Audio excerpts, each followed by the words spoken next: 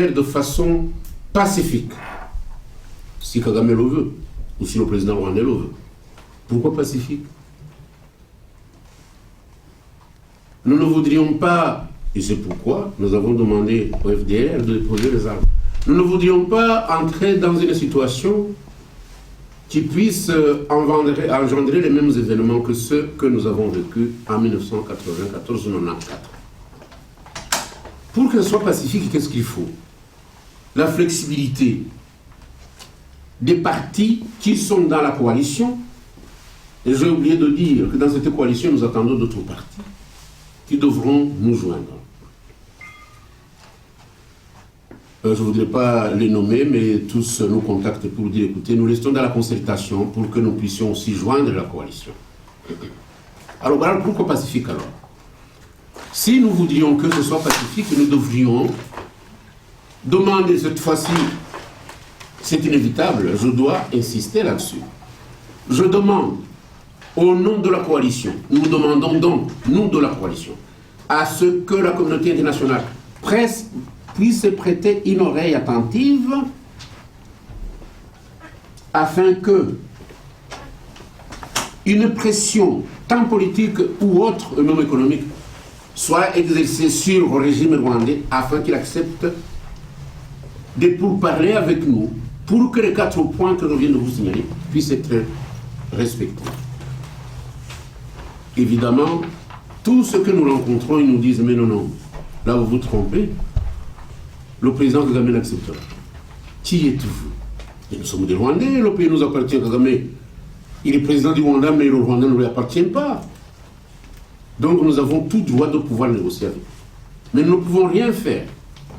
Même si mes critiques sont acerbes à l'égard de la communauté internationale, nous ne pouvons rien faire sans que la communauté internationale puisse exercer une pression forte sur le régime du Rwanda. Et je ne vois pas pourquoi, permettez-moi, c'est peut-être ici où je vais terminer, et je ne vois pas pourquoi. Parce que la tolérance de la communauté internationale exercée, ou plutôt à l'égard du régime rwandais, est incompréhensible. Je ne voudrais pas citer ce que je viens de vous dire quand j'ai commencé. Je dis l'assassinat du président, on enterre. Les crimes qui ont été commis, ou ce que vous appelez les crimes de guerre, on enterre. Les assassinats, on enterre. Nous citons le cas de Kibeho, on enterre. Nous citons le cas des massacres systématiques, tels que définis dans le mapping report, on enterre. Maintenant, les gens sont assassinés dans les chambres d'hôtel, on enterre. Et même des menaces, comme les menaces proférées avant-hier. Oui, il faudrait qu'on m'écoute convenablement. Je dis que ceux qui sont à l'extérieur et qui critiquent le pays, dit-il, le pays, ils ont leur punition méritée. Méritée, vous savez, ces punitions méritées, vous les connaissez. Nous sommes devenus des candidats à l'assassinat. Alors, la communauté internationale ne peut pas continuer à nous dire que Kagame a développé le Rwanda. Moi, franchement, regardez-moi comme ça, regardez-moi. Je m'en fous de la modernisation du Rwanda. Je ne m'en fous pas du tout de son développement. Me dire qu'il y a des buildings qui sortent comme des champions à Kigali, alors que les gens meurent de faim dans ma commune de Gishoma, alors que les gens n'ont pas d'hôpitaux dans ces régions, ils n'ont même pas à manger. Ceux qui vont dans des écoles construites récemment sont devenus des écoles d'affaires. Les gens ne peuvent pas parler ni français, ni kinyarwanda aujourd'hui, ni même anglais. Vous avez vu la compétition des Miss rwandaises, là? Des Miss rwandaises qui sont à l'université, conjuguer le verbe impossible. C'est quand même incroyable. Alors, ceux qui sont au pouvoir, ils ont du pognon. C'est à cause des richesses amassées au Congo, coltan, cobalt, cuivre, diamants, bois précieux, et j'en passe. Les enfants vont à Boston, d'autres ils vont à Cambridge, à Oxford, et puis au Canada, McGill University, Toronto University, mais quand même. Hein. Et tout ça, les gens pensent que nous ne voyons pas. Alors je clôture. Je clôture, le changement est nécessaire. Pour que le changement soit réel, nous demandons la collaboration de la communauté internationale, d'exercer ces pressions tant politiques qu'économiques sur le régime rwandais.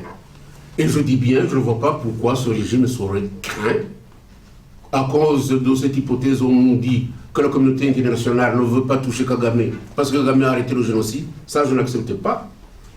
Et il est temps, 20 ans après, ce sont 20 ans de réflexion de la communauté internationale.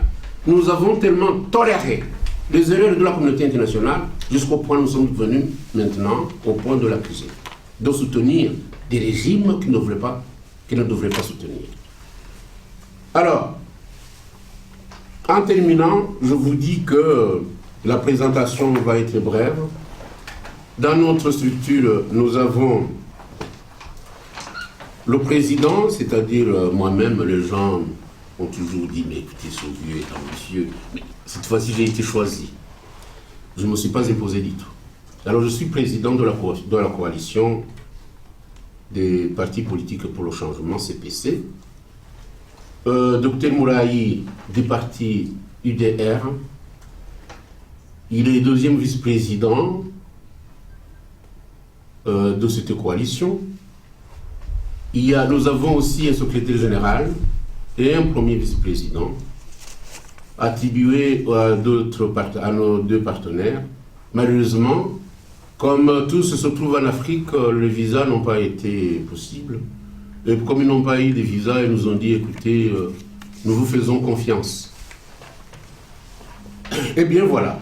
Donc,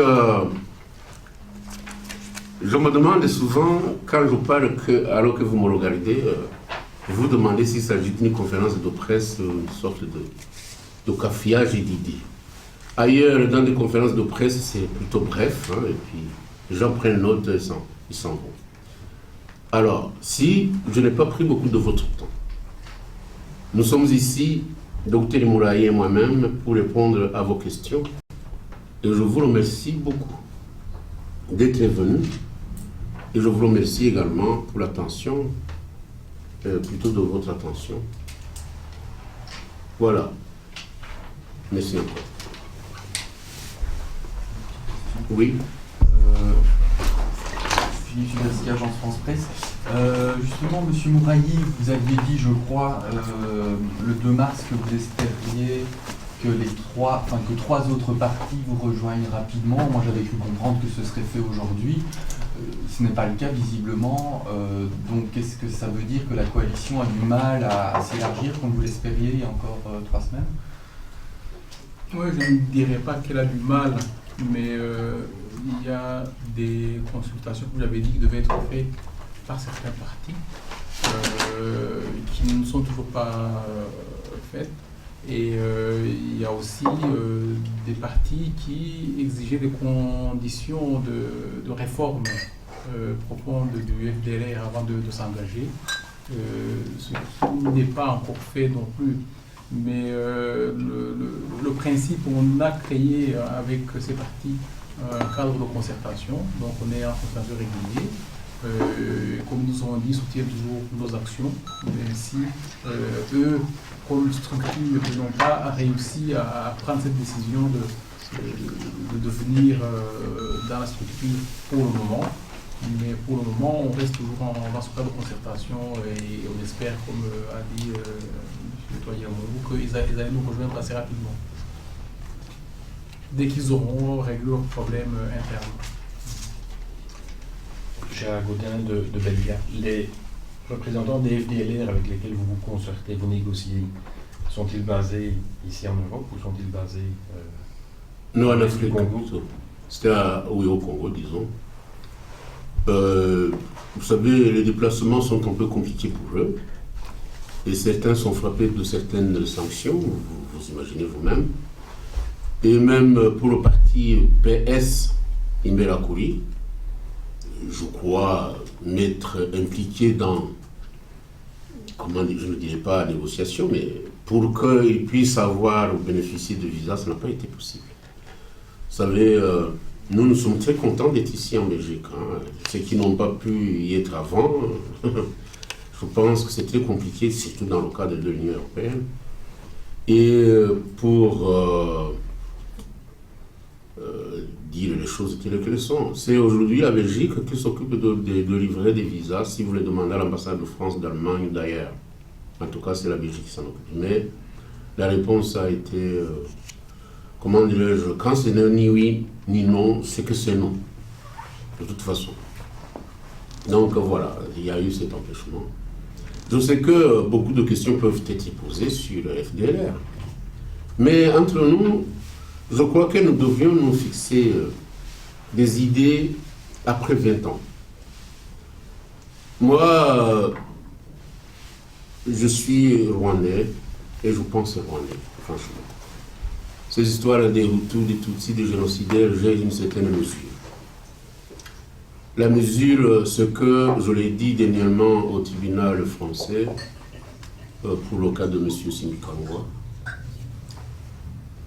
je ne crois pas qu'au Rwanda, il y ait des gens qui ont le monopole de la souffrance que d'autres ne peuvent pas en avoir. C'est quand même curieux. Ceux qui ont eu les leurs tués par les Hutus extrémistes, par les machettes, par les gourdins ou par les fusils, nous déplorons ça parce que, en ce compris les miens, ce que les gens oublient, et le racisme qui s'est installé à cause de ce génocide est extraordinaire. Même quand j'étais Premier ministre, les gens me disaient mais oui, les tiens sont des Hutus, hein. Ils ont été tués par les Hutus. Ceci ne diminue pas en aucune manière ma souffrance. C'est quand même incroyable. Donc, le cas du FDLR, je ne peux pas, moi, à mon âge surtout, parce que je vois des images de ces enfants-là, il n'y a pas de maternité, il n'y a pas de dispensaire, il n'y a pas de centre de santé, il n'y a pas d'hôpitaux, il n'y a pas d'école. Et pour les croyants, évidemment, il n'y a pas d'église. Les gens vivent comme si c'était encore du temps où, même je pense qu'avant l'arrivée des Européens, là, pour civiliser, entre guillemets, les gens vivaient peut-être mieux. Alors aujourd'hui, ils vivent encore sous la menace de la MONUSCO. Demain, on viendra vous attaquer. On va dans les trous. Et on vous a encerclé. On va encore profondément dans les trous. Mais c'est quoi ces histoires-là? Il faut quand même que ces gens puissent vivre normalement. Et tous ne sont pas génocidaires. Que les génocidaires soient arrêtés par ceux-là même qui, au lieu d'aller dans les forêts congolaises, chassent les Hutus ici, là. Je parle de monsieur, c'est quoi ça, Gauthier, son épouse, la traque des Africains génocidaires. Mais qu'on trouve ces génocidaires aussi, dans des forêts tropicales et les chasser. Et parlant de ces histoires de Gauthier là et d'Afrose, permettez-moi de vous dire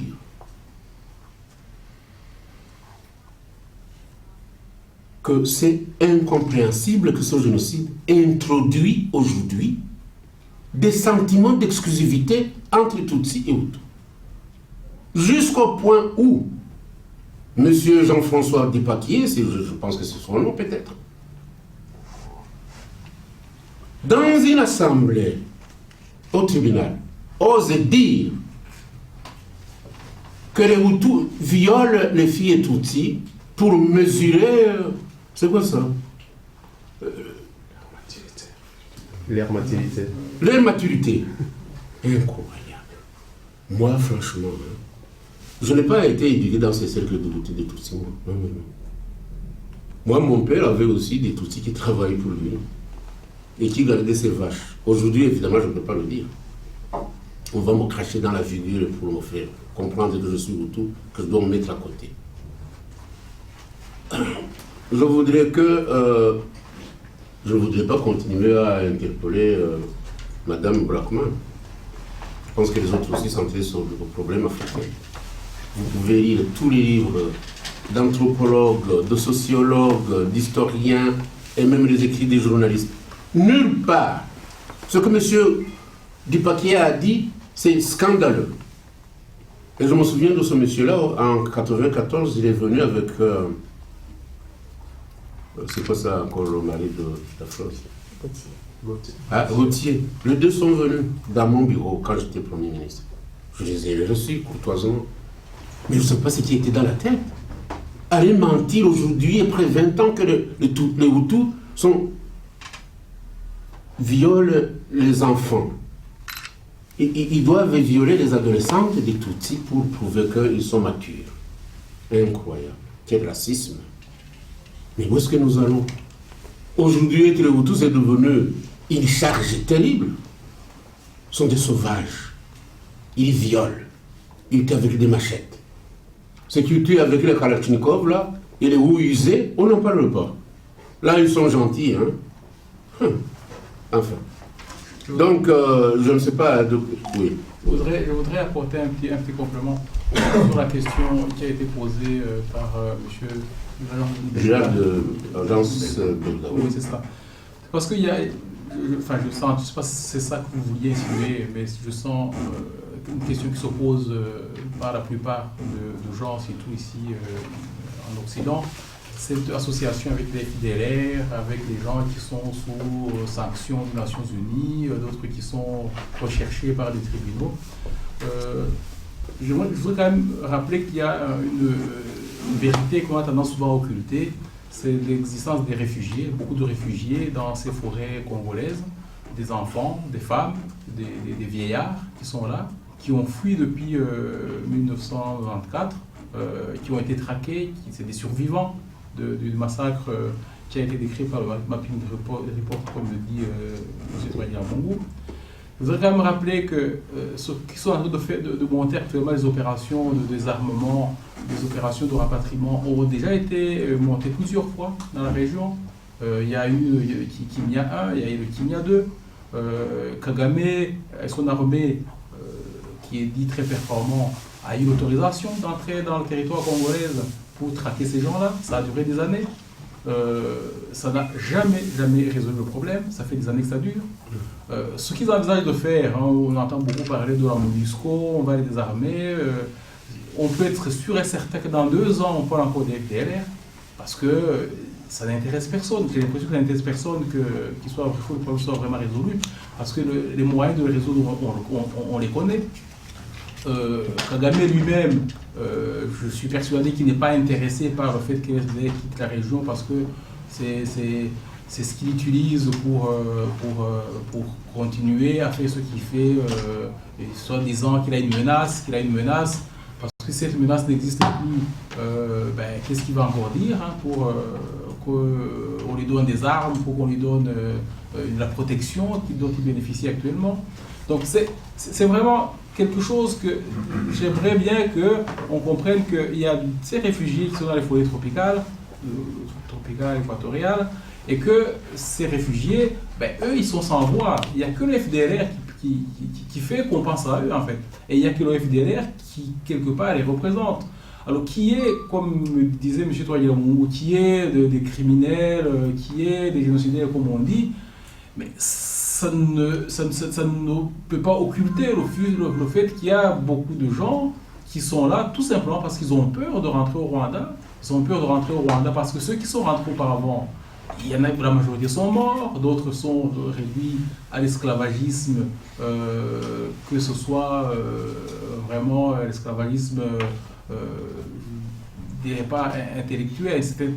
Ils doivent, comme disait le président, ils doivent demander pardon tous les matins pratiquement, alors que c'est des enfants qui sont nés, qui n'ont même pas connu ce génocide qui s'est passé. Ils n'ont pas droit à la parole, on peut les tuer quand on veut, il n'y a pas de poursuite, c'est ce qui se passe actuellement au Rwanda. En tout cas, la plupart de ceux qui sont rentrés, rapatriés de force, il y en a beaucoup qui sont ici qui peuvent en témoigner. Mais c'est un problème qu'il faudra absolument à un certain moment résoudre, et on ne peut pas le résoudre, comme l'a dit le président tanzanien, sans impliquer ces FDLR qui sont utilisés par le régime rwandais principalement, qui profite beaucoup plus au régime rwandais qu'à quiconque d'autre. Donc c'est pour cela que nous, on a estimé que comme on devait s'attaquer au problème des réfugiés, et que c'est eux qui représentent les réfugiés, c'est eux qui vivent avec eux, et que c'est eux qui peuvent nous aider effectivement à expliquer les problèmes des réfugiés à la communauté internationale, on ne peut pas résoudre le problème sans être en contact avec eux. Nous, on est en Occident. Ceux qui sont au Rwanda, ils n'ont pas vraiment de contact avec eux parce que c'est un crime. Quand on parle avec les FDLR, ils sont condamnés à mort au Rwanda. Donc c'est pour cela qu'à un certain moment, on s'est dit, il faut quand même avoir le courage de dire avec ces gens-là, on va parler politique. Parce qu'on ne s'est pas associé à eux pour faire la guerre au régime de Kagame. Comme m'a dit M. Touadéra-Mongou, ils ont déposé les armes, ils se sont engagés sur un terrain politique et on est prêt à faire tout ce qu'on peut pour les aider à résoudre le problème du Rwanda, mais sur le terrain politique et à faire entendre les voix de ces gens-là qui n'ont personne pour parler pour eux. C'est pour cela que nous, on n'a pas eu peur de dire, voilà, vous allez vous associer comme on dit certains, vous allez vous associer aux gens qui sont sous sanction, on va dire que vous êtes complices. Non, mais ce n'est pas de la complicité, c'est de la politique. C'est de la politique qu'on a décidé de faire. Oui. Jean-Claude Moutot de la BBC. Est-ce que ces réfugiés qui se trouvent à l'est du Congo, est-ce que vous êtes sûr qu'ils sont membres des FDLR? Ça, c'est un. Une autre question qui concerne plutôt votre projet. Est-ce que vous envisagez un changement politique sans ou avec Kagame et son FDLR? Pour répondre à la première question, le FDLR, normalement, c'est parce que l'évolution de la situation a fait que ça a été galvaudé, le sens a été perverti. Mais normalement, le FDLR, c'était un parti politique qui représentait les réfugiés. C'était un parti politique, au départ, il y avait des civils, il y avait des militaires, il y avait même le président du FDLR était ici en Occident, donc il a été arrêté, il a été mis en prison, tous les civils qui faisaient partie du mouvement ont été muselés ou arrêtés, ce qui fait que c'est resté entre les mains des militaires du FDLR, mais au départ, le FDLR était vraiment un parti qui parlait pour les réfugiés, d'ailleurs non seulement les réfugiés de l'Est du Congo, mais des réfugiés en général. En tout cas, les objectifs du FDLR, quand il a été créé, ce n'étaient pas des objectifs militaires, c'était des objectifs, je dirais, ils se disaient politico-militaires, mais c'était des objectifs politiques, parce qu'ils avaient une branche armée qui s'appelait les forces combattantes à Foka, qui s'occupait du côté militaire.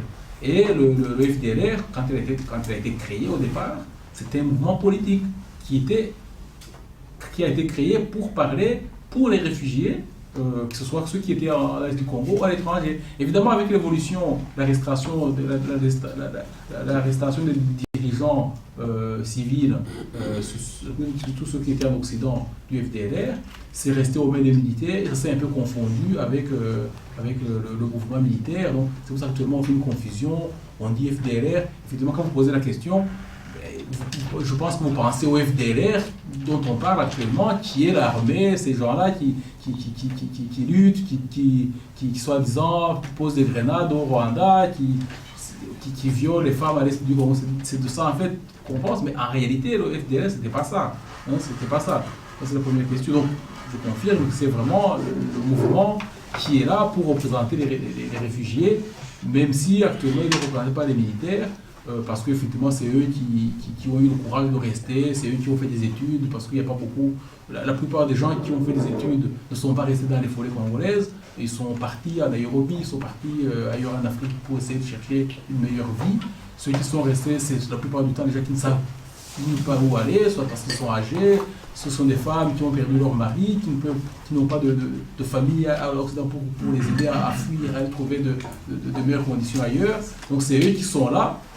Donc ils sont un peu à la merci de tous ces groupes armés qui sont là-bas, les enfants, ils ne vont pas à l'école, les femmes sont violées, c'est vraiment des gens, il n'y a que la structure militaire je dirais des FDLR qui essaie de les protéger d'une certaine façon, parce qu'on a beau dire, ça fait des années que le FDLR n'a plus attaqué le Rwanda. Je ne crois pas qu'ils soient à mesure actuellement d'attaquer, d'aller prendre le pouvoir à Kigali pour le moment.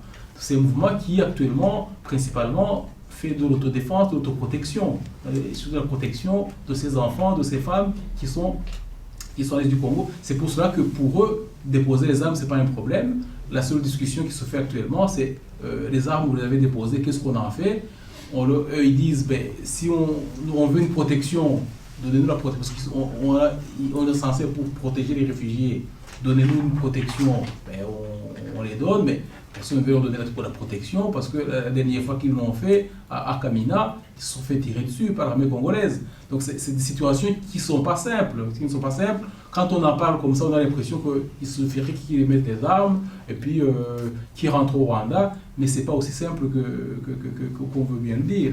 Donc de ce côté-là, vraiment c'est clair, pour moi, on s'est associé avec eux pour qu'on ait une voix des représentants des réfugiés qui sont parce que c'est vraiment eux qui sont le plus à plaindre, c'est eux qui sont à la source des gros problèmes qui se trouvent dans la région des Grands Lacs, parce que toutes les guerres, même quand il s'envole le M23, Kagame quand il arme le M23, le justificatif c'est toujours les FDLR. Donc c'est pour cela que, en fait, si on ne résout pas ce problème de FDLR, le problème de la région des Grands Lacs ne sera jamais résolu. Et la meilleure façon, la solution, elle est politique. Donc pour votre deuxième question, je me souviens très bien la question. Je demandais si vous envisagez un changement politique avec ou sans Kagame et FDLR. Oui, voilà, le changement politique que nous envisageons, c'est un changement politique qui puisse établir une paix durable. Donc pour moi, si Kagame s'engage dans les négociations d'une voie démocratique, moi je pense toujours à ce qui s'était fait à Arusha, même si je l'ai beaucoup critiqué à l'époque, et qu'effectivement, ça a donné ce que ça a donné parce que ça a été mal fait. Mais moi, je pense que l'avenir du Rwanda doit se faire avec tout le monde. Il n'est plus question que maintenant, le FPR remplace le FDLR. Ça ne serait pas une solution durable pour le Rwanda. La meilleure solution qu'on puisse trouver, c'est une solution où tout le monde trouve sa place au Rwanda. Hein, même ceux qui sont là, on ne demande pas qu'ils partent. Non, il faut que la solution qui soit trouvée. Si on décide de sanctionner les criminels, ben, on sanctionnera tous les criminels, parce que je pense que des criminels qu'on a au Rwanda, Kagame fait partie des plus importants. Si on décide de faire le pardon, parce qu'on a un modèle sud-africain qui peut nous servir d'exemple, le modèle de l'apartheid, c'est un modèle quand même qui a plutôt réussi sur le plan de la réconciliation. Un modèle possible. Mais moi, je pense que l'avenir du Rwanda, si on veut arriver à un pays avec une paix durable, il faudrait qu'il n'y ait plus de réfugiés dans cette région et que tout le monde sente qu'il peut aller chez lui sans craindre quoi que ce soit. Moi, ça fait 25 ans que j'ai été au Rwanda. Je suis venu pour faire mes études ici en Belgique. À l'époque, la guerre n'avait pas encore commencé. Mais depuis lors, j'irai maintenant, je me fais arrêter, je me fais remettre en prison parce que j'ai critiqué le régime. Ça, c'est pas normal. Moi, c'est tout simplement que Kagame reste, qu'il parte. C'est pas tellement ça le problème. Mais le problème, c'est qu'on arrive à instaurer au Rwanda une situation où tous les Rwandais se sentent concernés par ce qui se passe et qu'il n'y ait plus de crainte pour la vie quand on va au Rwanda, quand on est du mauvais côté. Quel est votre souhait, vous? On ne donne pas de conférence de presse. Vous permettez qu'on donne... Bien sûr. Je pense qu'on va être galant quand même. S'il vous plaît, madame. Oui, vous avez, dans le contact avec les FDLR, vous avez expliqué qu'une partie de votre famille avait été victime des extrémistes Hutus. Est-ce que vous avez l'impression que les gens avec qui vous avez parlé ont changé d'idéologie? Et une deuxième question, que pensez-vous des crimes commis par les FDLR au Congo à l'égard de la population congolaise? Doivent-ils bénéficier de l'impunité? Pour la dernière question, pas du tout. D'ailleurs, j'ai oublié de mentionner cette question d'impunité. Pas d'impunité pour tout criminel. Ça, c'est la réponse la plus courte. Mais permettez-moi tout de même d'expliciter un peu. Quand on parle d'impunité, qu'est-ce qu'on pense? Et situons cette question dans un cadre bien précis de la politique tant régionale qu'internationale, et surtout celle qu'on appelle communément la politique de la communauté internationale. L'impunité. J'ai commencé par l'assassinat de 2 présidents, l'un rwandais, l'autre burundais. Je n'ai pas à discourir sur cette affaire. Nous tous qui sommes ici, nous ne sommes pas des juges, mais nous savons qui sont les auteurs de cet assassinat. Quelle impunité! Quand ils arrivent ici, c'est tapis rouge, tout en sachant qu'ils sont criminels. Impunité. Nous avons parlé de Kibero. Impunité. comparé à ce qui s'est passé à Srebrenica en 1995.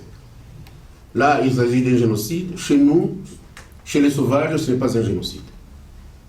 Troisièmement, sont les massacres commis au Congo, qualifiés aujourd'hui de génocide s'il y avait un tribunal pour le certifier. Impunité.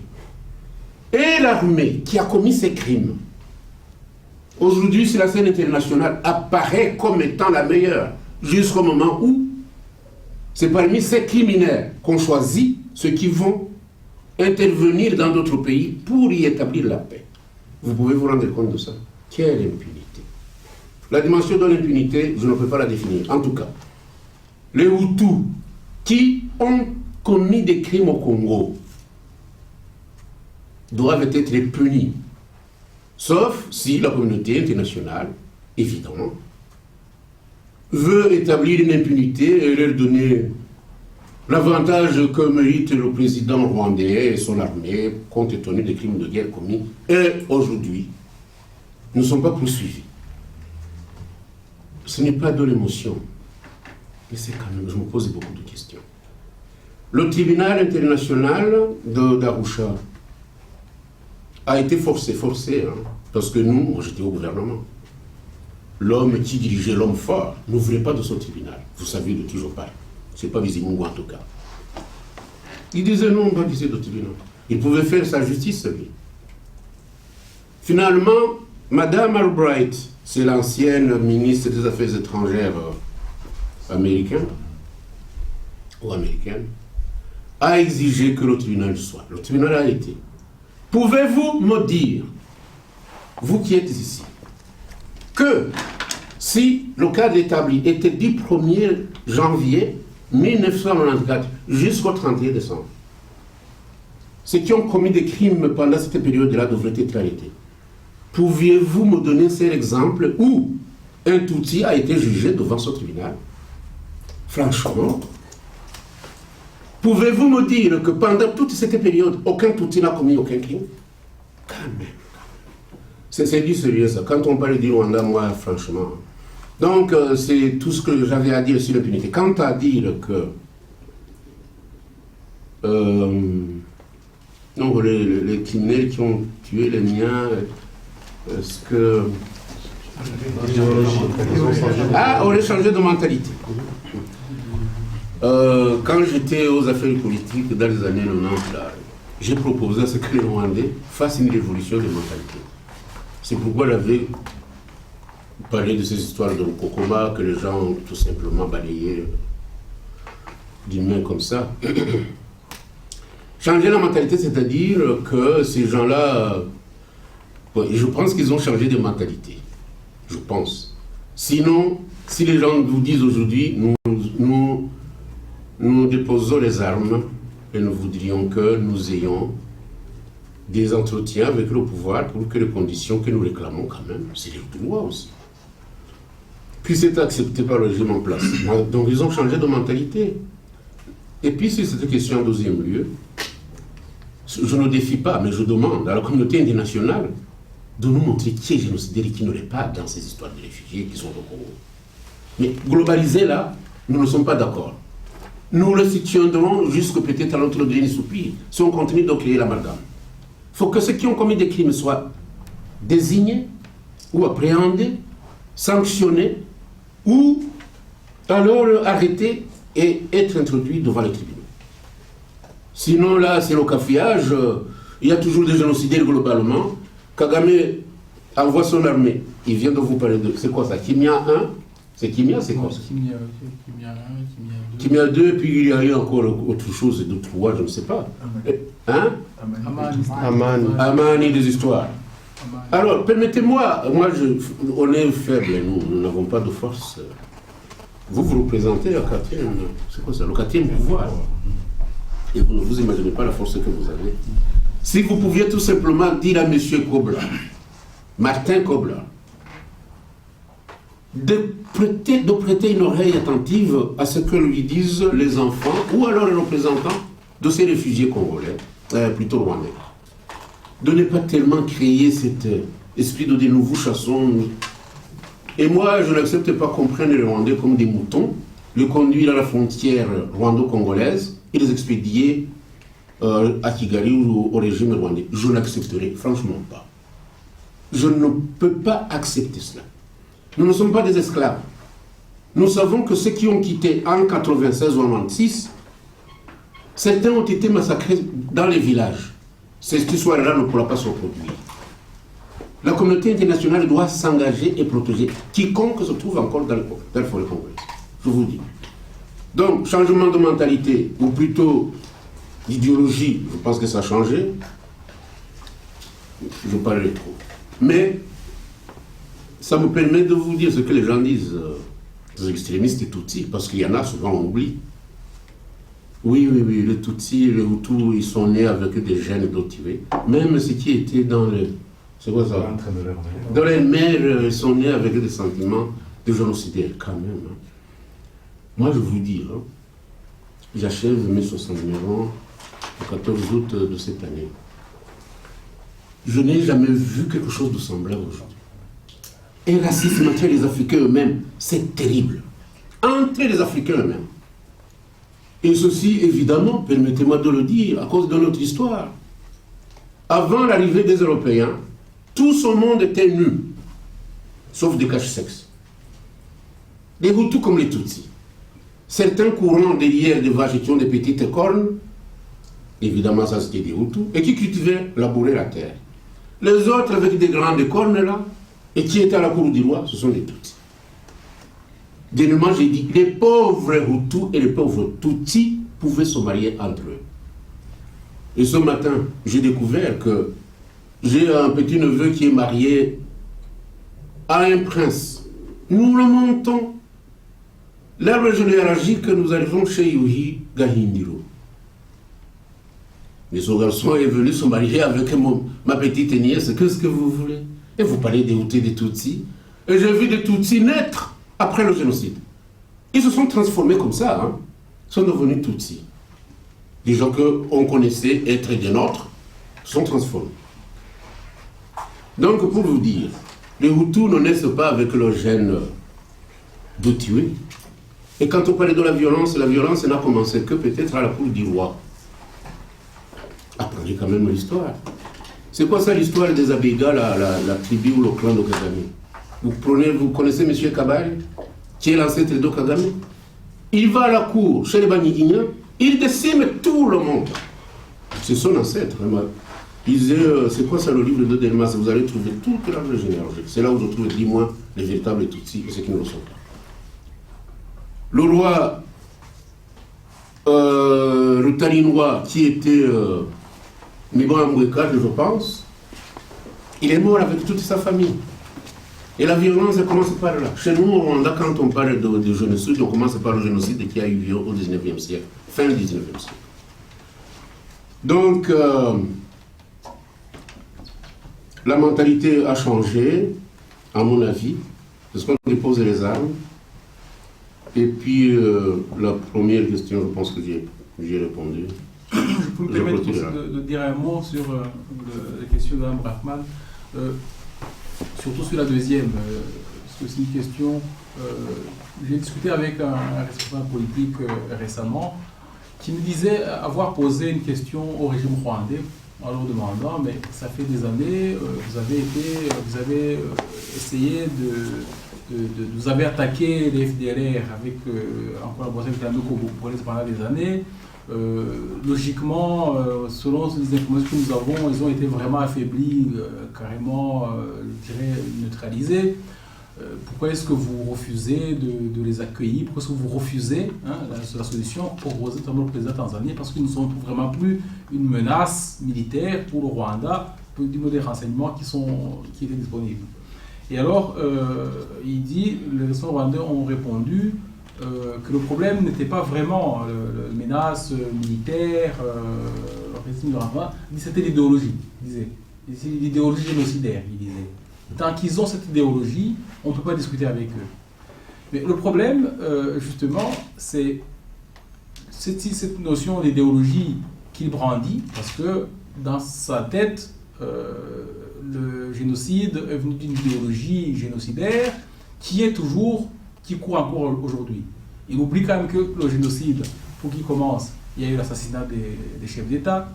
Il oublie qu'il y a eu la guerre qui a commencé, qui a amené des frustrations. Les massacres que l'armée du FPR a fait dans les régions où ils ont commencé, c'est des crimes aussi qui peuvent être qualifiés de génocide, même si ça n'a pas été fait. Donc, l'idéologie génocidaire, ce qu'ils ont fait après avoir eu le pouvoir, les massacres qu'ils ont fait systématiquement dans la plupart des régions, chez les survivants, ceux qu'ils ont trouvés sur place, qui n'avaient pas fui, parce que la majorité des gens avaient fui le pays, mais ceux qu'ils ont retrouvés sur place, ils ont quand même fait aussi des massacres systématiques. Est-ce que c'est une idéologie génocidaire? Eux aussi. Ils appellent ça de la vengeance. Il y a encore un chanteur qui a chanté récemment qu'il fallait penser aussi à ceux qui ont été victimes de la vengeance, et ça a hérissé le poids de Kagame. Donc il faut analyser la situation. Il y a ici en Occident des gens sans doute qui ont encore une idéologie nazie, mais ils existent parce qu'il y a des lois qui les contrôlent, il y a un système qui permet, qui définit ce qui est légal, ce qui n'est pas légal, mais c'est un Rwanda comme ça dont on a besoin. Même s'il y a des gens qui ont une idéologie génocidaire dans les FDLR, s'ils expriment et que les lois les sanctionnent, ils seront sanctionnés. Il faut établir un état de droit. On ne va pas refuser une solution qui peut amener la paix, parce qu'il y a des morts tous les jours. Vous avez parlé des exactions commises par les FDLR à l'est du Congo, mais bien sûr ils doivent être sanctionnés. Ils doivent être sanctionnés, mais comme a dit M. Twagiramungu, le problème c'est de sanctionner certaines exactions et pas d'autres. On sait très bien que le M23 a fait beaucoup d'exactions. Mais qu'est-ce qu'on dit actuellement? On dit maintenant au président Kabila, il faut négocier avec eux, il faut les réintégrer. Mais tout ça, c'est des solutions, c'est pas des vraies solutions. Il faut vraiment prendre le problème de cette région, essayer de trouver une solution globale, sans toujours vouloir ménager Kagame, comme disait M. Twagiramungu dans sa présentation, soit disant parce qu'il a arrêté le génocide, soit disant parce qu'on n'a pas intervenu pendant le génocide.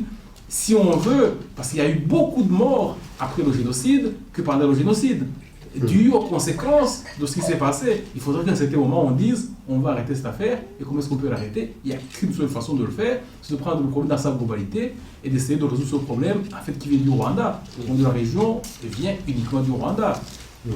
C'est bien, en tout cas. De ce côté quand même, parce qu'on ne discrimine pas les gens qui sont là-bas. Hein. Jean de Thé, vous avez levé le doigt? Ah, moi, j'ai pas levé le doigt. Ah, ouais. C'est parce qu'on vous aime, en tout cas. Donc, c'est Peter ou AFP? Oui. Merci. Vous indiquez souhaiter que le gouvernement actuel au Rwanda accepte de négocier avec votre coalition. Et d'un autre côté, vous avez des mots très durs vis-à-vis du régime actuel, puisque vous dites que ce sont des assassins qui sont au pouvoir. Donc est-ce réaliste d'espérer, souhaiter de négocier avec un régime tout en l'accusant d'être parmi les plus grands criminels actuels? Donc est-ce que vous avez réellement espoir que ce processus puisse s'entamer? Moi, c'est qui les ont transformés en anges devraient essayer de nous aider à leur dire que ce que nous voulons, ce n'est pas de les assassiner. Les négociations, on commence par l'extrémité et puis on se rencontre à un point central. C'est ce que je pense. Vous savez, dans le temps, on parlait d'Ignenzi, d'histoire comme on parle aujourd'hui, des criminels ou des génocidaires. Mais tout ça, les Rwandais peuvent s'asseoir et régler les problèmes. Et quant à dire que j'ai des mots durs, mais j'ai des mots vrais plutôt. Vous ne pouvez pas me dire que ce que je dis ici, vous ne le dites pas. Vous le dites peut-être d'une autre manière. En tout cas, moi, j'ai ma façon de le dire. Et ça m'afflige beaucoup de voir que tous ces crimes ne sont pas punis, et que ceux qui les ont commis sont au pouvoir, franchement. Et entretenus. Et comment? Dernièrement, le gouvernement belge, incroyable, hein, comme s'il voulait nous faire tous plaisir. Alors, je suis belge, c'est bien, pour nous faire plaisir. Il faut mettre dans des journaux que le président rwandais va faire va venir ici, je pense, le 2 et le 3 avril. Donc il faut mettre ça première page, hein, c'est ça. Et le gouvernement belge connaît quand même les crimes du président rwandais. Mais moi, je ne vois pas ce... Je ne sais pas quel vocabulaire je dois utiliser. Moi, je suis fait comme ça. Je suis très sincère. J'ai travaillé avec le régime du président Kagame. Je sais de quoi je parle. Je sais pourquoi j'ai démissionné. Avec mon frère et ami, comme disait un certain chef d'État africain, là, quand il voulait créer la confusion. Quand j'étais avec cette scène de la Chambre, c'est plus particulièrement sur les crimes commis au Rwanda, alors que nous étions soi-disant responsables. Un Premier ministre, l'autre ministre de l'Intérieur. N'est-ce pas? Pour certains, tuer, c'est quand même, hein? S'il vous plaît. Vous êtes un jeune, mais un crime comme celui qui vient d'être commis le 31 décembre, dans la nuit là, qui donne au 1er janvier 2014, en Afrique du Sud. Avez-vous jamais vu ça? Pour moi, c'était du jamais vu. Même pas dans des romans, oui, peut-être, mais ailleurs. Et puis le 12 janvier, un chef d'État vient, il s'enorgueillit. Et il demande aux religieux d'applaudir que quelqu'un est mort. C'est avec cette personne que nous devons négocier. Alors que ceux qui n'ont pas commis autant de crimes comme lui, je prends prenons le cas de M. Mathieu Ngilumbatse que je connais. L'homme qui m'aida à célébrer la messe de mon mariage. C'était le 1er décembre 1979. Il est en prison. Pouvez-vous comparer ce monsieur, président du MRND, avec le président du Rwanda aujourd'hui, en termes de crimes? En tout cas. Donc moi, je ne suis pas extrémiste, je vous dis la vérité. Mais si le président rwandais estime qu'il ne veut pas négocier parce qu'il est innocent, c'est son affaire. Tout à l'heure, j'ai utilisé le mot pacifique. Et je suis très profond là-dessus. Mais si Kagame souhaite avoir une autre guerre, comme il est guerrier, peut-être c'est ce qu'il entend. Mais continuer à mépriser les chefs d'État qui lui conseillent de négocier, ou d'écouter même, dire qu'il va les tuer, comme il en a tué d'autres, c'est quand même incroyable. Et moi, je vous dis en toute sincérité, en toute humilité, je ne dis pas ceci parce que je voudrais, comme certains le croient, mais ce type-là, il est ambitieux. Ce n'est pas question de pouvoir. C'est question de fierté pour mon peuple rwandais, Hutu et Tutsi réunis. La division qu'il y a, la division que Kagame a causée entre le peuple rwandais est tellement profond que pour le réparer, il faut un changement en profondeur. Franchement, je vous dis, c'est dit jamais vu. Et ce qui nous étonne, nous, c'est de voir l'Occident glorifier ce monsieur-là. Incroyable. On le glorifie, c'est l'homme fort qu'il nous faut. Maintes fois, je suis allé aux États-Unis, je discute avec les gens, même ceux qui sont dans les ministères. Oui, il a apporté la stabilité dans la région. Vous pouvez vous imaginer ça? Il a apporté la stabilité dans la région et puis il a établi la sécurité à l'intérieur du pays. Il est parvenu à faire vivre les Hutus qui ont tué avec les Tutsis victimes. Mais mon Dieu. Qu'on l'applaudisse aux États-Unis, qu'on l'applaudisse ici, au Rwanda, ce n'est pas la même chose. Je ne voudrais pas aller très loin. Je ne voudrais pas aller trop loin, mais la question que vous posez est logique. Comment pouvez-vous négocier avec quelqu'un que vous... Et alors, vous voulez que j'aille négocier avec des anges, moi? Non, non, non. Je négocie, et avec humilité, avec des criminels qui l'acceptent pour que nous puissions créer un monde nouveau. Ça n'a rien à faire. Et moi, je me battrai jusqu'à mon dernier soupir, jusqu'au point où les jeunes Rwandais puissent encore vivre ensemble. En tant que Rwandais, Hutu, Tutsi, ensemble. Puisque ce qui nous différencie au 19e siècle jusqu'en 1959, ce n'existe plus. Il n'y a aucun Hutu qui va labourer la terre sans salaire chez un Tutsi, il y a plus d'un Hutu qui va travailler à la cuisine chez un Tutsi, et ainsi de suite. Nous étudions tous dans les mêmes universités, et bon, des fois, nous avons peut-être le même point. Mais la mesure de l'intelligence ne se mesure pas ni par la longueur des gens tels que définis par les anthropologues, ni par la petitesse des mâchoires ou des épaules.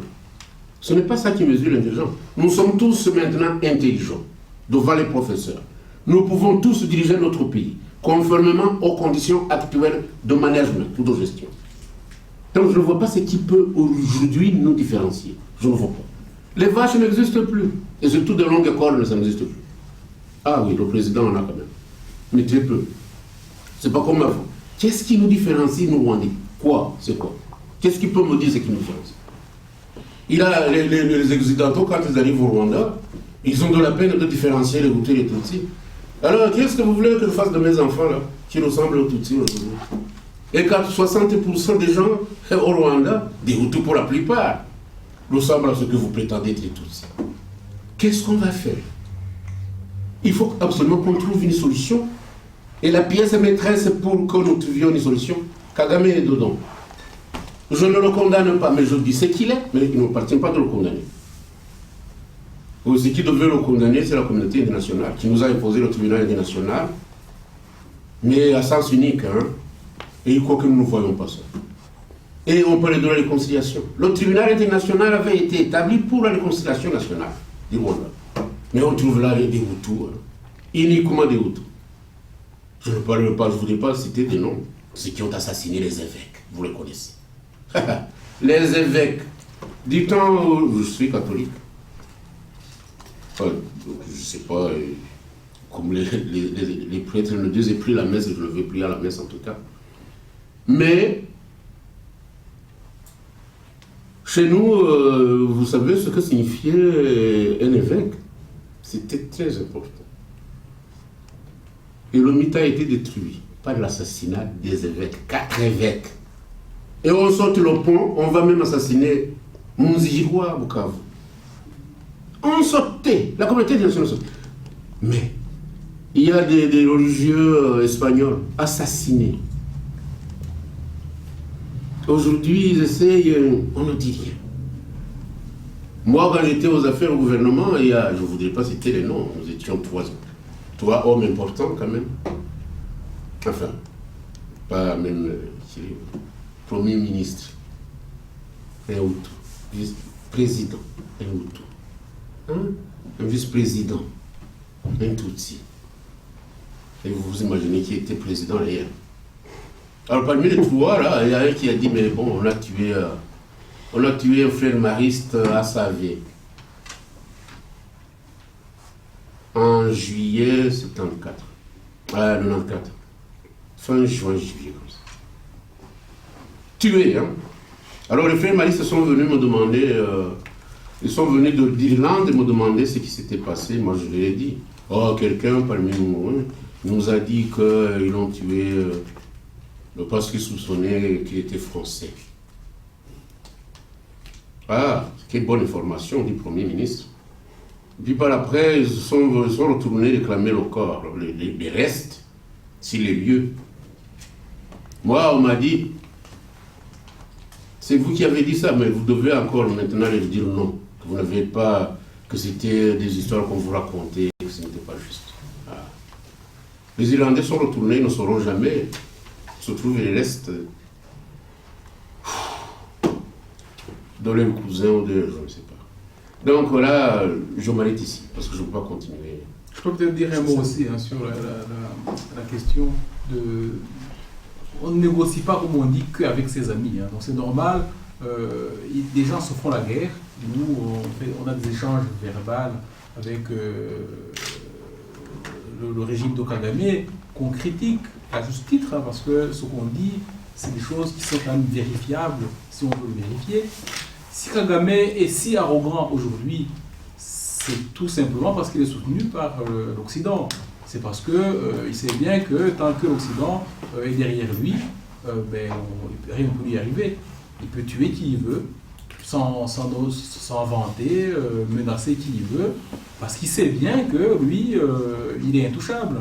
Mais en réalité, c'est pas vraiment par les Rwandais, parce que c'est pas quelqu'un qu'on dirait qu'il est aimé par les Rwandais, donc les Rwandais se battront pour lui si jamais il y avait quelque chose.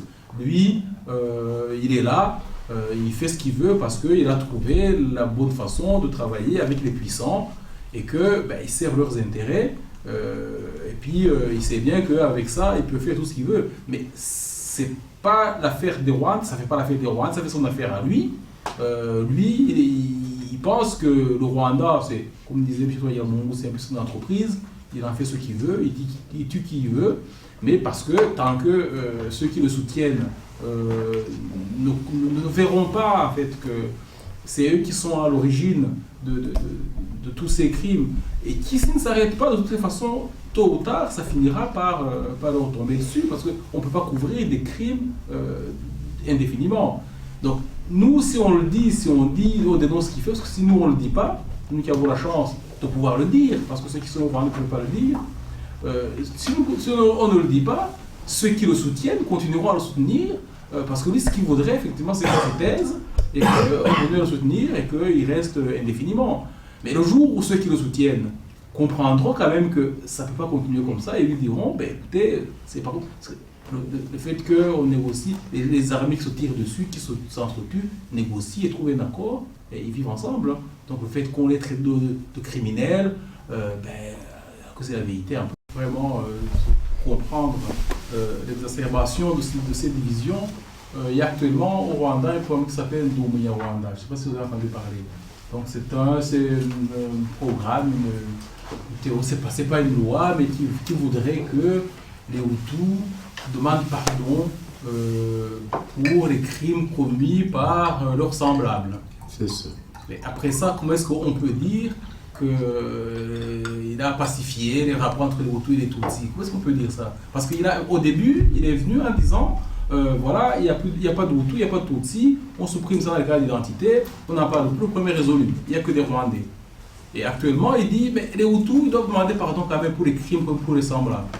Mais ça veut dire quoi ça? C'est ça la pacification des rapports entre les gens au Rwanda? Non, pas du tout. C'est un pouvoir machiavélique qui savent dire ce qu'ils doivent dire, surtout quand ils doivent s'exprimer devant l'extérieur. Ils ont inventé, ils se disent techniciens du mensonge. Ils manipulent tout, ils manipulent les rapports les rapports du FMI, ils manipulent tout, ils manipulent le langage. Ils ont réussi à imposer au monde entier une vision, en payant les cabinets de communication, les grands cabinets américains de communication. Ils ont réussi à imposer un peu leur point de vue, mais en réalité, ce qui se passe, en réalité, ça n'a rien à voir. Quand c'est le président lui-même qui soutient une initiative comme ça, où les enfants qui sont nés même après le génocide doivent demander pardon pour les crimes commis par leurs semblables. Vous imaginez ça? Peter. Revenir au début de la conférence de presse. Parce que la coalition a été lancée, je crois, le 1er ou 2 mars. Le 1er mars. Ce que vous nous présentez aujourd'hui, qu'est-ce que c'est? Est-ce que c'est le programme adopté par les 4 partis?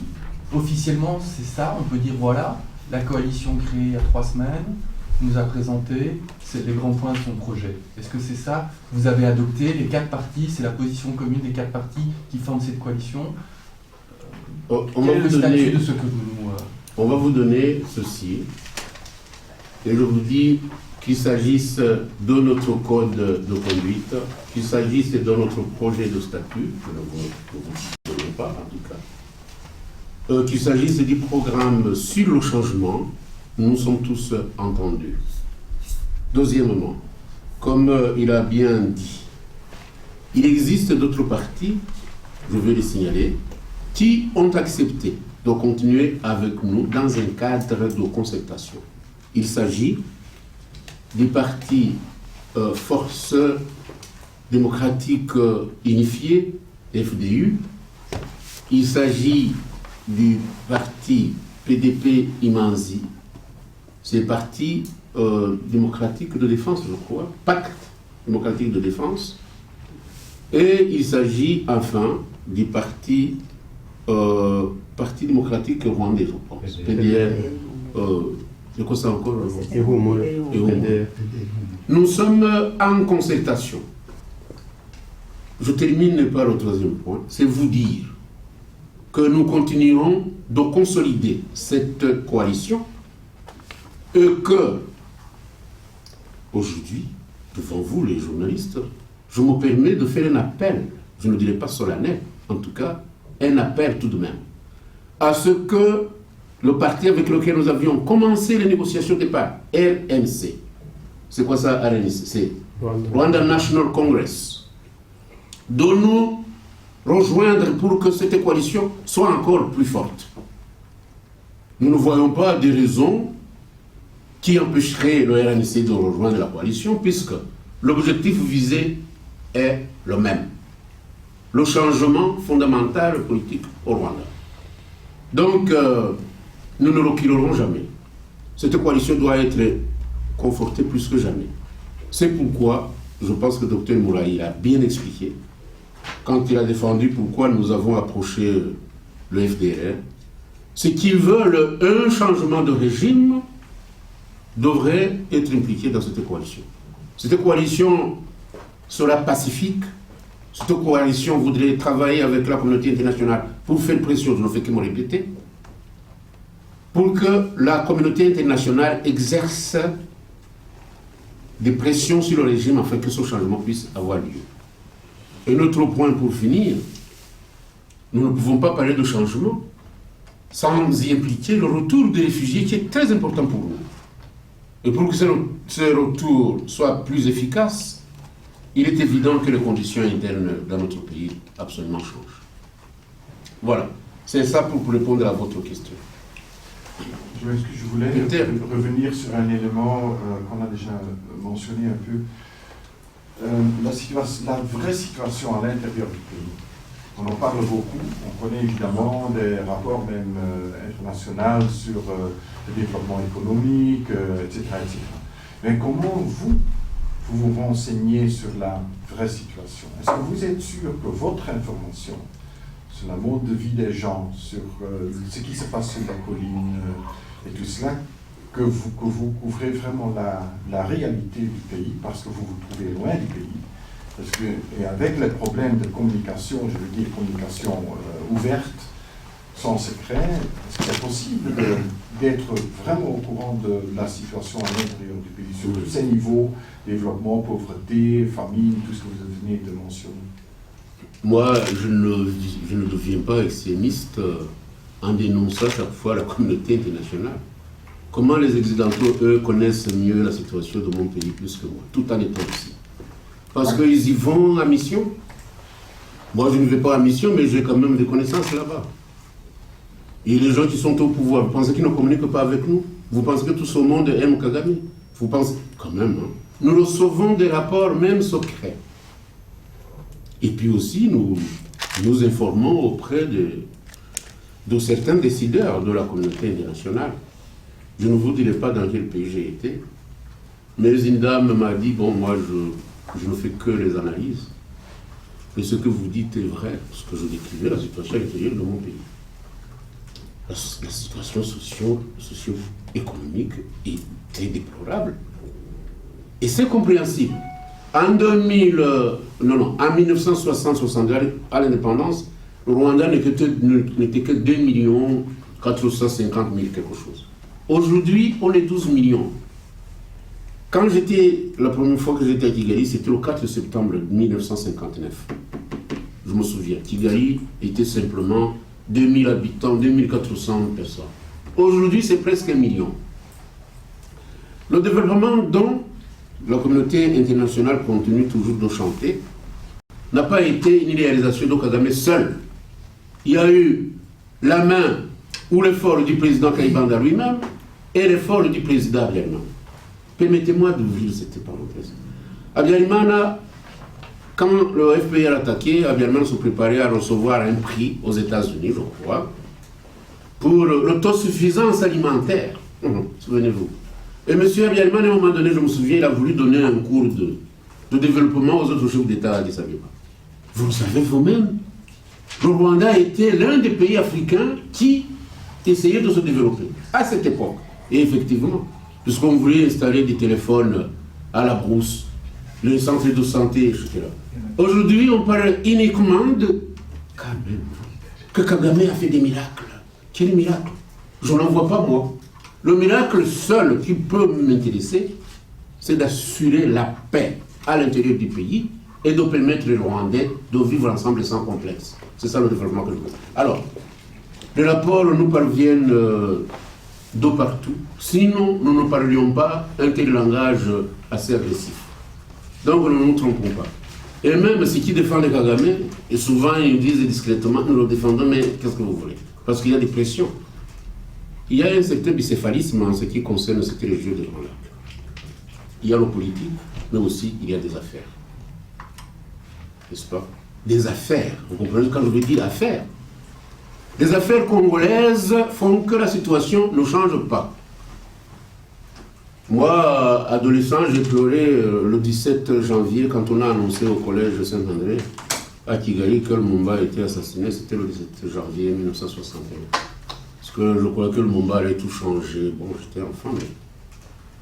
Depuis que Lumumba a été remplacé par quelqu'un dont vous connaissez les études faites, je ne voudrais pas le dire, mais qui parlait un bon français, il a été au pouvoir pendant 32 ans. Qu'est-ce qu'on a fait au Congo? La destruction.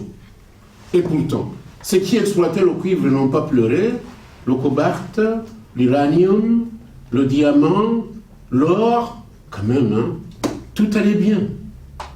Et il faudrait maintenir certaines personnes au régime, maintenir le régime au pouvoir pour permettre les moyens d'exploitation gratuits, sans que les paysans en profitent. Au Congo, les gens sont devenus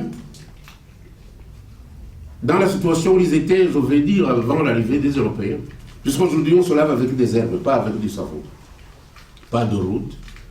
Les laboratoires médicaux qui avaient été laissés par le colonisateur belge, vous allez à Kisangani, il y en avait, ça a été détruit, puisque les Allemands ont poussé dedans, jusqu'à détruire les briques et les fondations. C'est quand même une honte. J'ai envie souvent de poser la question, pourquoi les problèmes sont toujours au Rwanda, au Burundi et au Congo? Pourquoi? C'est quand même incroyable ça. Donc, Kagame, revenons sur votre question parce qu'elle est pertinente. Il y a le politique. Politique, oui, je pense notamment aux pays de l'Union européenne qui peuvent nous aider. Mais aussi, il y a des affaires, c'est dont il a parlé, des lobbies invisibles qui font pression sur les décideurs européens et qui font pression sur les décideurs américains. Ces gens qui exploitent le coltan ailleurs. Mais les Congolais qui creusent chaque jour le coltan n'ont pas de souliers. Ils mendient pour manger. Pourquoi? C'est ça le système auquel les gens voudraient maintenir. Et permettez-moi, je pense que j'aurai l'occasion de pouvoir visiter peut-être un jour le président congolais. J'ai eu l'occasion de le faire, mais discrètement, une fois. Mais regardez l'avènement de Kabila. Il commence à crier, voilà, nationalisme, tout ça, et les Rwandais doivent retourner chez eux. Il a été au pouvoir pendant combien de temps?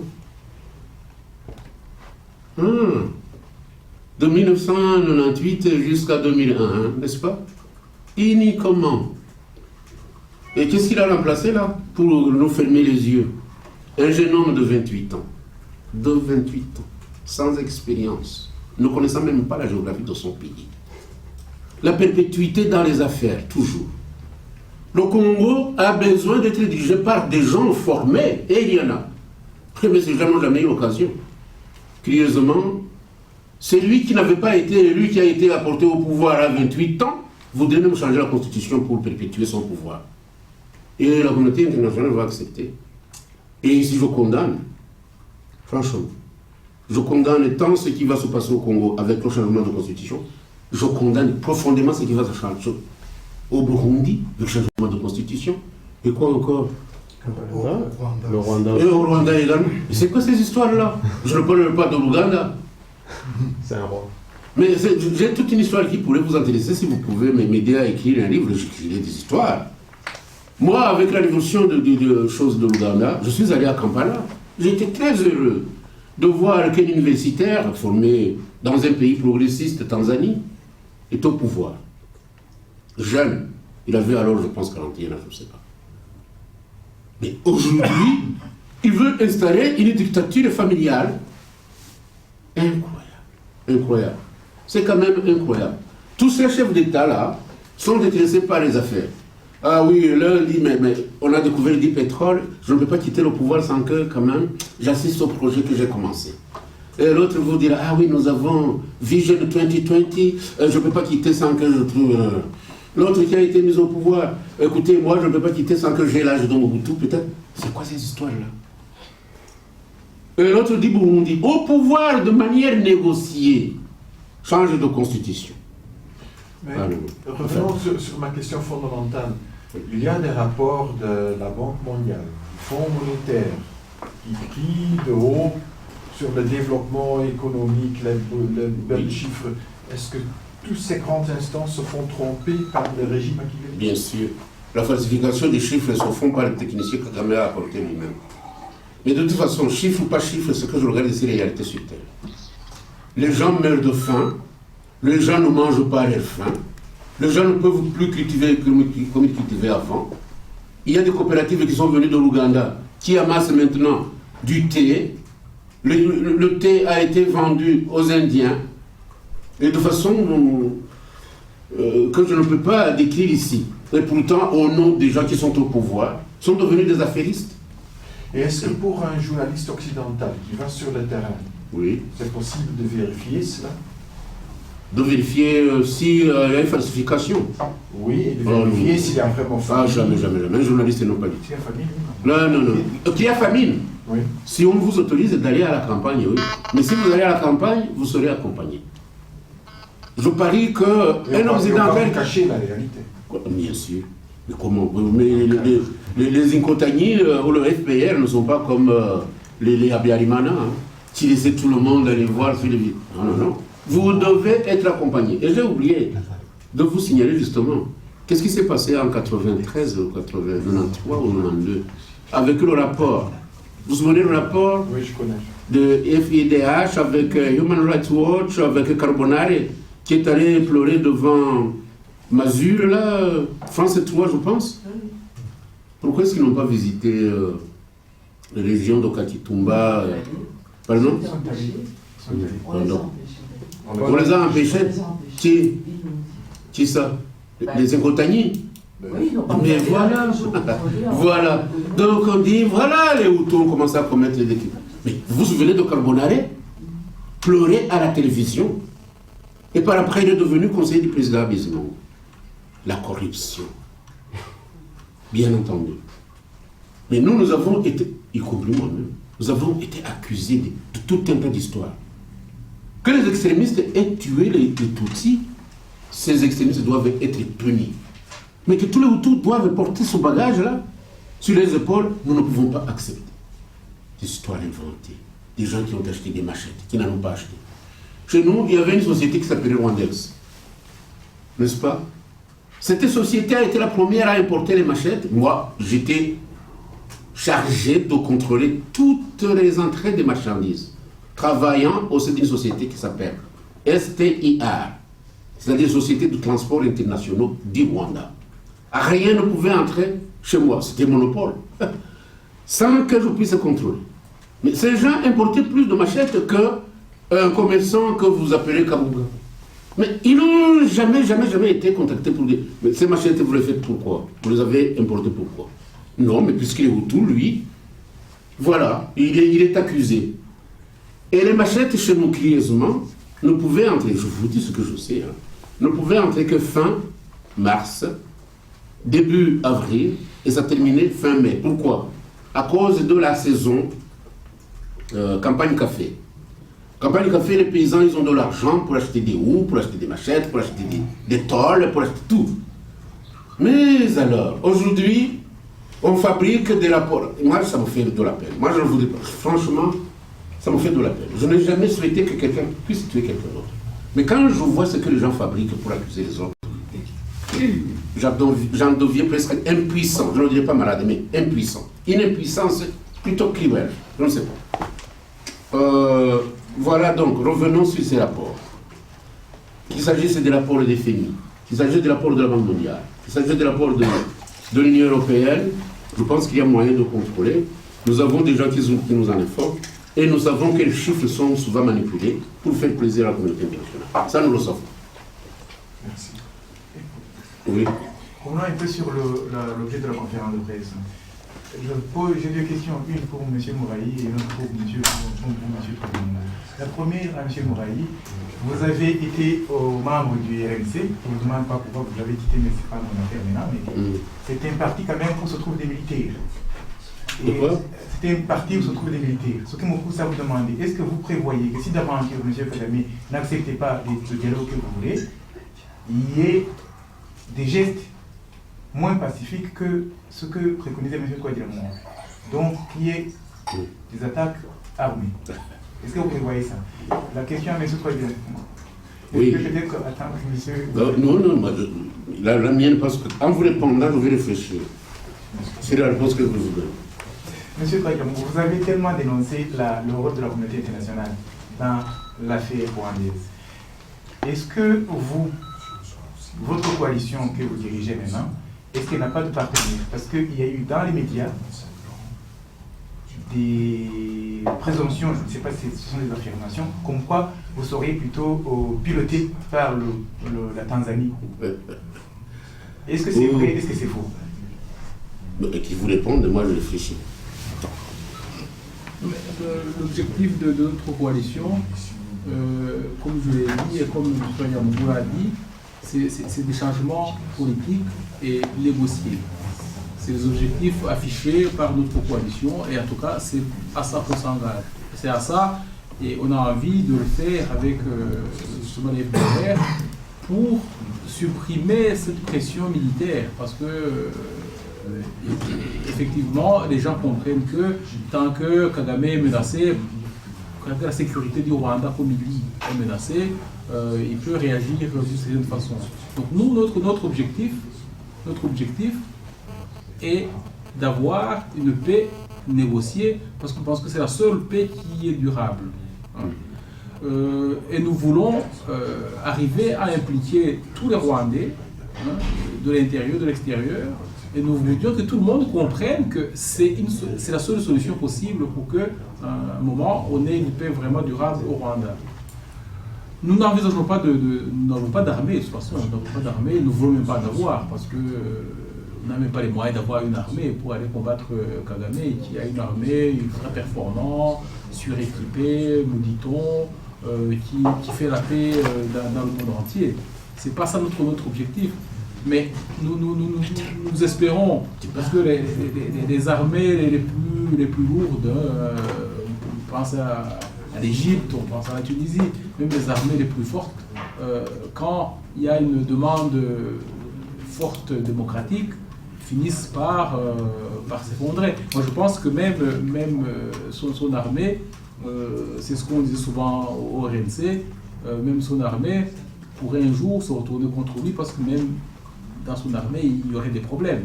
C'est ce qu'en tout cas, quand j'étais au RNC, c'est ce qu'on disait, c'est ce qu'on voyait. Donc, la solution nous proposons une solution politique. Et nous demandons à la communauté internationale, comme je répète ce que j'ai dit au départ, la force de Kagame, ce n'est pas sa force personnelle. Sa force, il obtient du soutien qu'il a des grandes puissances, enfin, pas des grandes puissances, en tout cas de ces lobbies qui influencent les décisions des grands décideurs. Et nous espérons que par nos actions, par tout ce que nous allons faire, que ces décideurs finiront par comprendre qu'ils ont intérêt, parce que le jour où on lui dira de ne plus continuer à assassiner les gens, de ne pas continuer à terroriser les gens, tout changera, parce que tout passe par là. C'est parce qu'actuellement au Rwanda, il y a un régime de terreur où les gens n'osent plus parler, même dans les bureaux, les gens n'osent même pas se parler entre eux, parce qu'il y a toujours une troisième personne qui peut vous écouter et rapporter ce que vous avez dit. et après vous risquez gros. Ils ont un système, quand on m'en parle, c'est vraiment pire que ce que j'entendais du KGB ou des grandes dictatures. C'est très organisé, ce qui fait que le jour où il ne pourra plus terroriser les gens, vous verrez, tout va s'effondrer parce que sa force est tout à fait artificielle. C'est pas une force réelle construite sur son armée, il est financé, c'est l'aide internationale qui détourne ces fameux rapports dont on parlait. Les gens du RN savaient que j'étais, ils étaient dans le système. Donc ils t'expliquent comment ils manipulaient ces rapports dont on parlait. Quand il y a une aide internationale qui arrive et qu'il les détourne pour acheter des armes, il crée des rapports, il crée des appels d'offres, il crée des rapports de banque pour dire que l'argent a été utilisé alors que l'argent a réellement été détourné dans les banques. Et il s'arrange justement pour que quand les rapports vont être discutés au FMI, au Fonds monétaire international, ces lobbyistes y soient allés. C'est vraiment un système de mafia très très bien organisé, comme ça a été rarement fait en Afrique. Donc tout ça, quand ça sera mis à jour, parce que c'est ça que tous les partis d'opposition, comme ils disaient, on espère qu'on a même besoin des forces des gens du RNC, comme vous dites, qui ont plutôt une culture militaire, mais qui ont quand même beaucoup à apporter aussi à l'opposition rwandaise. Quand on mettra tout ça à nu, le système va s'effondrer. Donc moi je ne pense pas que faire la guerre à Kagame peut apporter une solution. Vous misez sur la pression populaire comme ça s'est passé en Tunisie ou en Égypte? Pression populaire, d'abord pression de la communauté internationale qui va libérer les gens. Parce que les gens actuellement au Rwanda, s'ils étaient libres, il y a longtemps que ce serait terminé. Parce que quand il y aura une libération de la parole, vous entendez quand même les pressions actuellement, il assassine des opposants à gauche, à droite, on lui dit quand même c'est pas normal. Le juge comprendra qu'il ne peut plus aller assassiner quelqu'un, peu importe où il est, parce qu'ici on fait des critiques, et que demain nous envoie un gang pour nous assassiner. Le juge comprendra qu'il ne peut plus faire ça, et que les gens vont commencer à s'exprimer de plus en plus librement. Ben, les choses se feront tout seuls. Donc la première chose qu'on a voulu faire, en tout cas, nous qui avons accepté de signer dans la coalition, c'est de démystifier cette affaire du FDLR. Vraiment démystifier ça. Dire que c'est des Rwandais qui sont réfugiés depuis 20 ans, qu'il y ait des criminels dedans, apparemment il y en a en France, en Belgique et ailleurs aussi, mais c'est pas une raison pour maintenir des gens comme si c'était pas des hommes, dans des conditions où ils n'ont pas droit. Ils sont au Congo, le HCR ne les reconnaît pas, le gouvernement congolais ne les reconnaît pas, donc ils sont là, ils vivent comme des animaux dans la forêt. Et ça, c'est pas normal, c'est pas acceptable. Et il n'y a personne qui le dit parce que justement, ceux qui parlent, on les traite de génocidaires, on les met en prison. C'est pas normal. Donc voilà, quand tout ça sera mis à jour, et que la communauté se réveillera quand même pour comprendre qu'il y a des gens qui, pendant 20 ans, vivent comme des animaux dans les forêts congolaises, et que c'est pas acceptable. Parce qu'il y a quand même, ça fait 25 ans que je suis ici en Occident, il y a une conscience humaine, humanitaire, qui existe en Occident, et c'est pour cela qu'ils font tout pour cacher la vérité, mais quand la vérité sera connue, je pense que le système va s'effondrer. De toute façon, il sera obligé d'accepter si on lui demande. Vous voulez que je vous réponde? Oui, sur votre relation avec la Tanzanie et moi, je suis... le soutien que vous obtenez de... Écoutez, moi, il y a des gens, et particulièrement des Rwandais, qui pensent que je suis un politicien ordinaire. N'est-ce pas? Moi, je ne suis pas un politicien ordinaire. J'ai créé un parti. Qu'on l'ait dilué, ça c'est une autre affaire. Et j'en ai été président. J'ai été Premier ministre désigné par les accords de paix d'Arusha. Désigné. J'ai été, enfin, après le génocide, Premier ministre. Je ne me suis pas désigné. Il y a eu une certaine unanimité sur ma personne. Moi, j'étais dans une commune qui s'appelle Belkem. Et le ministre de classe m'a envoyé des gens pour que j'aille dans son bureau discuter. J'étais réfugié, je ne savais même pas, je n'avais pas encore demandé les documents pour que j'ai le statut de réfugié. Alors le ministre m'a dit, monsieur, c'était en juin, vers fin juin, il va falloir que vous retourniez au Rwanda parce que les choses vont changer quand même. J'ai été conduit à un moment donné avec l'ambassadeur Rawson à l'ambassade des États-Unis. Il faut avoir travaillé avec le FPL. Je suis parti. Et je suis parti, le FPL ne voulait pas que je vienne. Mais j'ai accepté malgré tout ce que j'avais sur mon cœur, je n'avais plus les miens quand même. Mais je suis allé quand même, hein. J'ai été Premier ministre. J'ai tout fait pour que cette réconciliation puisse avoir lieu. On m'a dit que c'était trop tôt. J'ai rencontré des personnalités, c'est là où je voudrais en venir. Tanzaniennes, les Mwinyi, le secrétaire général des Nations Unies, Salim Salim. J'ai rencontré d'autres personnalités, dont Nyerere notamment, avec lequel j'ai eu enfin pas des discussions, on a causé sur ce que c'est le Swahili congolais et le Swahili tanzanien, et puis de la politique, parce que j'avais étudié profondément sa politique avec déclaration d'Arusha, Azimio la Arusha, avec Village Politics. Alors, M. Kikwete, je ne l'avais jamais rencontré. Mais je connaissais quand même des gens en Tanzanie qui pouvaient m'inspirer d'une bonne politique. Alors, que j'aille en Tanzanie, c'est mon droit le plus absolu. Parce que quand je lisais les journaux rwandais, là, c'est enflammer les gens. Il est allé au... C'est mon droit. Mais il racontait des histoires que j'ai rencontré le président Kikwete, je ne l'ai pas rencontré. Mais alors, c'est ce que vous voudriez savoir.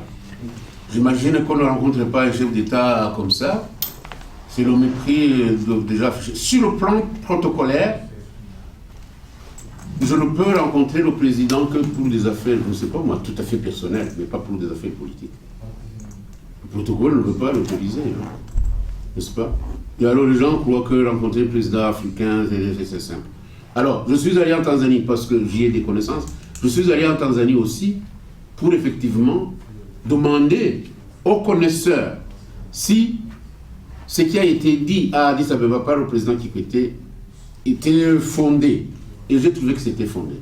J'ai trouvé que la Tanzanie a enquêté pendant 4 mois sur la situation des réfugiés rwandais vivant au Congo. C'est ce que vous voulez savoir. Enquêter pourquoi? Parce que la brigade tanzanienne ne devait pas aller à l'aventure. Il fallait faire, c'est quoi ça, de lieux visite, connaissance du terrain. Mais en étudiant cette histoire de connaissance de terrain, là, ils en ont profité pour savoir ce que c'était les FDLR. Les FDLR sont des citoyens rwandais, ce sont des réfugiés, ils ont fait rapport au président, et le président Kikwete a demandé à son collègue, pourquoi négocier? Ne négociez-vous pas avec ces gens? C'est tout. Et puis, I am a free man. Ces histoires de pression du Rwanda là, de dire il est allé là-bas, il est allé... Et puis le président Kagame, avant-hier, il a dit que tous ceux qui combattent son régime, il allait les liquider, y compris les chanteurs maintenant, je pense. C'est quand même incroyable. Hein? Enfin, moi, je chante bien, chez moi en famille, évidemment.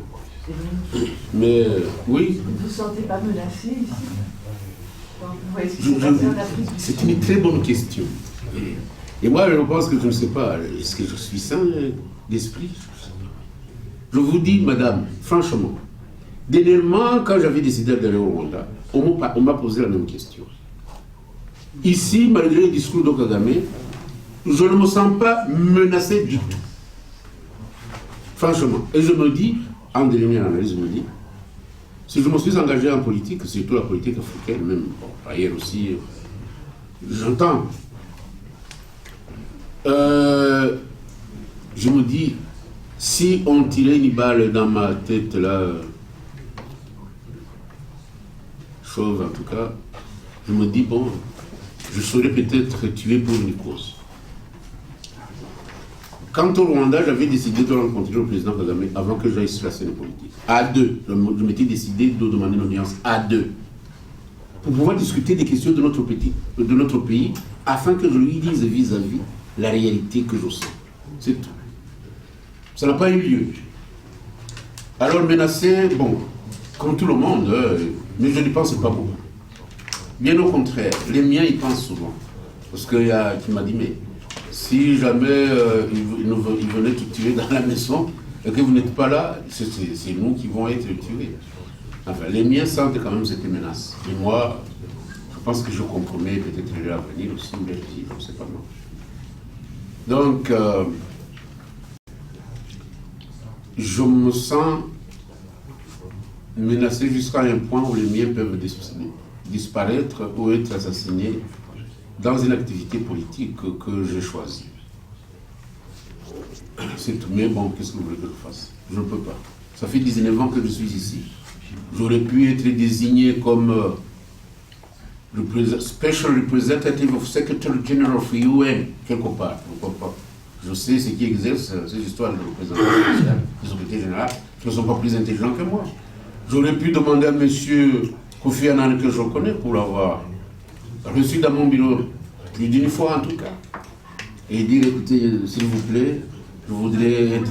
Il aurait pu m'offrir ça, mais je n'ai pas voulu.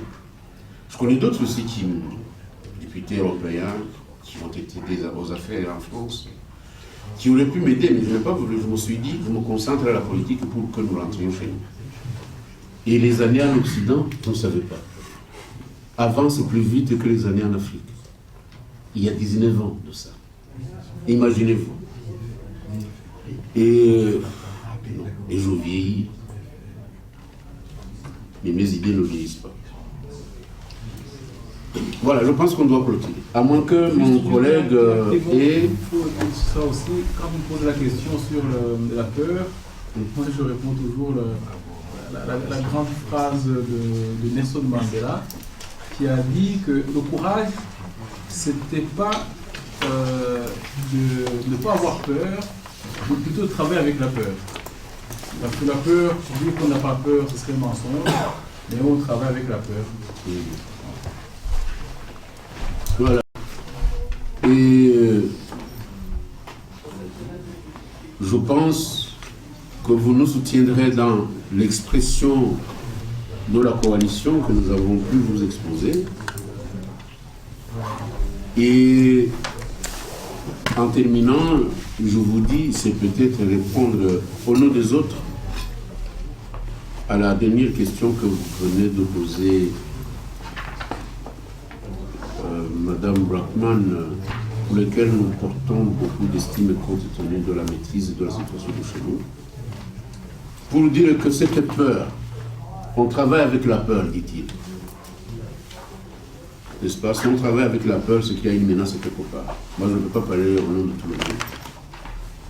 Mais je voudrais aussi vous informer en terminant que notre partenaire P.S. Mbelakoui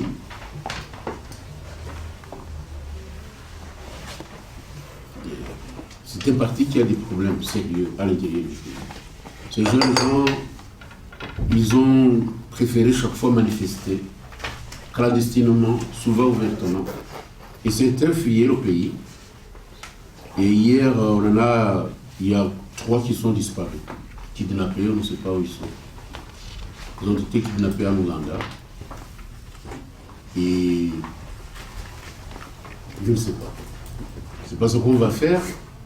Hier, le vice-président qui est des nôtres, dans cette coalition, M. Bakouzibaki Alexis, nous a envoyé un message assez alarmant que ces gens qui vivaient en Ouganda ont été kidnappés. On ne connaît pas leurs traces. Ce sont des jeunes gens, qui, âge moyen, c'est toujours 28, 29 ans. Alors nous demandons, je ne sais pas comment on peut demander à Kigali de nous donner la paix quand même. Nous ne voudrions pas, nous ne combattons pas, nous. Nous voudrions que les choses changent, il faut donner la chance à ces jeunes gens. Pour qu'ils puissent, à l'an 2040, 50, célébrer la réconciliation de leur pays. Et pas de les poursuivre, les égorger, les faire disparaître comme ça, et les enterrer souvent vivants. Donc voilà, c'est inutile de vous donner les noms parce que ça ne sert à rien, mais ils sont à trois. Et nous espérons que la question va se régler. Nous vous remercions tous en tout cas. Moi, je vous applaudis d'être venus, de l'avoir répondu positivement à notre invitation.